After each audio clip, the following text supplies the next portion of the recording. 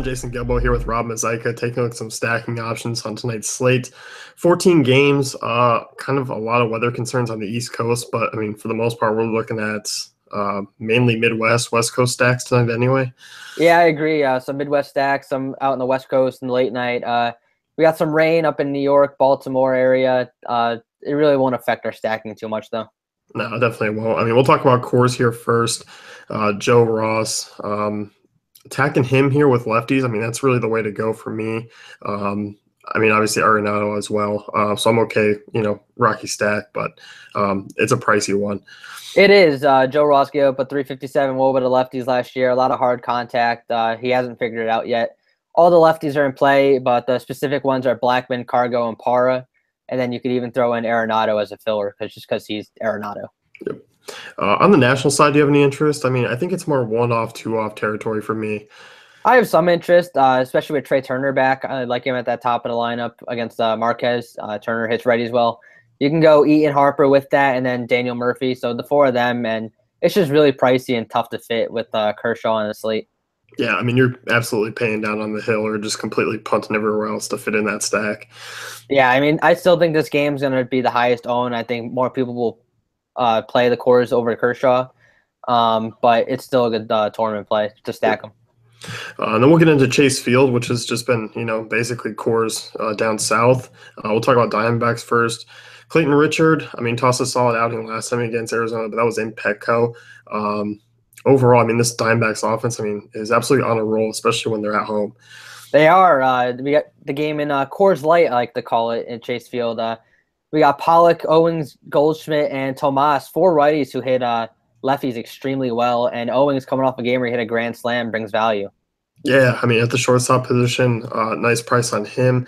386 WOBA so far at Chase Field this year, 216 ISO. I mean, their numbers are definitely better at home. They drop. Their hard contact drops on the road, but we don't have to worry about that tonight.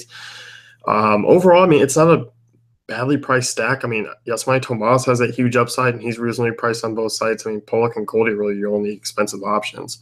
Yeah, you got Tomas and Goldschmidt. Both their WOBAs are over 445. Goldschmidt coming in at 449 against lefties, and Tomas 460 against lefties last season. Those are some really high numbers, and in this ballpark against Clayton Richard, a guy who gives up some hard contact to righties, it's a good stack to go. Yep, and on the other side, you're looking at the Padres against Corbin. I am. Patrick Corbin gave up a 363 WOBA to righties last year. The number inflated to 384 when he was at home. So that game's going to be in Chase Field or Coors Light tonight. So we got the righties and the Padres I'm looking towards.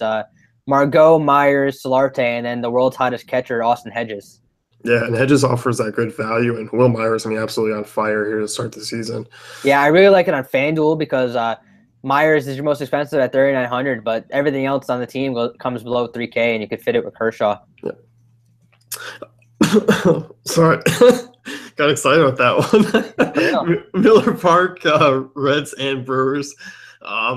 Look at the Red side for me: Billy Hamilton, Joey Votto, Adam Duvall. Look at Davies. I mean, he's been absolutely awful this season. Allowed a home run in 3 straight starts. Over an 8 ERA. 3 of those home runs came to lefties. So, I mean, I think they're recently priced, especially on FanDuel. I mean, Votto's the only one who's over 4K. Hamilton 3.5, Duvall 3.3. I don't even mind a Scott Schebler if you're looking to really be different. He's got some power from the left side. He does. It's a good ballpark, too, in Milwaukee. This Reds team, they're complete boomer bust, and they're really running a lot. I know Davies, he really doesn't give up a lot of stolen bases, but Hamilton and Peraza are going to try. Yeah, so I mean, decent upside there. And Vegas is kind of underselling them tonight, in my opinion, just with how bad Davies has been. I mean, it's only a lower 4-run total. I'm kind of hoping they get overlooked. Yeah, they definitely will with Coors and Chase Field and the other stacks to be in play. Yep. I'm looking towards the other side of that game against Scott Feldman, the Milwaukee Brewers. Feldman, he's an extreme ground ball pitcher, but he gave up a 377 WOBA to lefties last season, and this Milwaukee team's got some really good lefties. And Jonathan Villar when he's not striking out. Eric Dame's the hottest hitter in baseball, the next Barry Bonds. Travis Shaw, and then you could just round it out with either Ryan Braun or Domingo Santana. Yeah, I mean, Travis Shaw, Eric Dames, I mean, hitting really well from the left side against Feldman. I like that. Yeah, I mean, Villar's a guy who, when he's not striking out. I mean, we know the upside, and I think he's going to come lower owned, and because he's been kind of bad, I mean, the price has really dropped, especially on FanDuel. It has. Thames, I think he's going to come in popular regardless of a stack just because of the way he's been playing. But then you have guys like Ryan Braun, who's a righty against a righty, but he hits righties really well with a 378 WOBA, and that's a nice fill-in to have along with VR. And then Travis Shaw with a 310 WOBA against righties last year, but he's really improved in this park.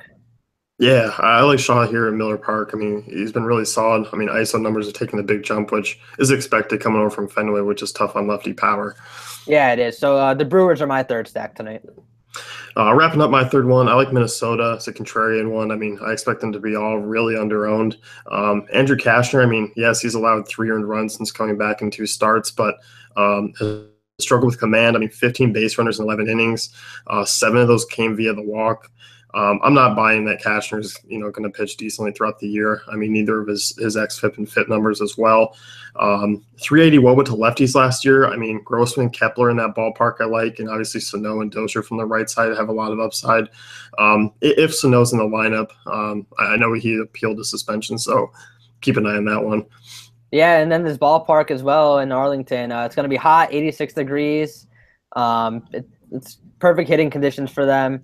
And you got guys like Max Kepler, who has 3 home run upside realistically, and then Dozier can hit a couple homers too. They all have a lot of upside, with the exception of basically Joe Mauer.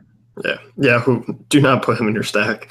No, he's the one that you leave off. Dozier, Kepler, Sano, Grossman, and then maybe you can go with a Castro.